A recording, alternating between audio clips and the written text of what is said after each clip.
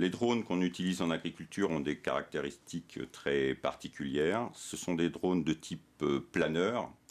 Ils ont comme particularité de pouvoir avoir un débit de chantier important, puisqu'ils volent à 150 mètres d'altitude à plus de 30 km/h et qu'ils sont moins sensibles au vent. Les premiers essais drones agricoles datent d'il y a 2 ans. L'intérêt principal du drone par rapport à d'autres prises de mesure de capteurs est sa souplesse d'utilisation et son degré de précision, car on peut descendre à 5 cm de taille de pixels, ce qui est très largement supérieur évidemment au satellite, et aussi au capteur qui ne prend en termes de largeur qu'au moment du passage du tracteur. Aujourd'hui, la mise en œuvre pour du drone est principalement utilisée pour la modulation d'azote colza, peut aussi être utilisée sur la modulation d'azote blé, mais là aujourd'hui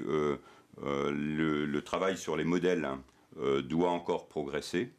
Les développements prévus au niveau de Defisol sont essentiellement sur l'intérêt de pouvoir compter les pieds, donc les qualités de levée, compte tenu du degré de précision du drone, chose impossible par exemple avec des capteurs sur tracteur ou satellite.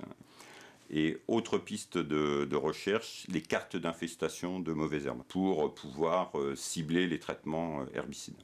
La mise en œuvre consiste simplement à récupérer les contours de la parcelle, soit par exemple à partir des déclarations PAC, pour ensuite l'insérer via une prise USB dans le drone. Le travail se limite à cela. Ensuite, on laisse le drone travailler. Les cartes issues du drone sont les mêmes types de cartes issues des prestations Defisol pour les cartes de teneur minérale, qui permettent de moduler les engrais de fond. Là, on va avoir des cartes avec un conseil azote, et ensuite l'agriculteur va recevoir ces données sur une carte SD par exemple, et va tout simplement le mettre pour que l'épandeur module tout seul.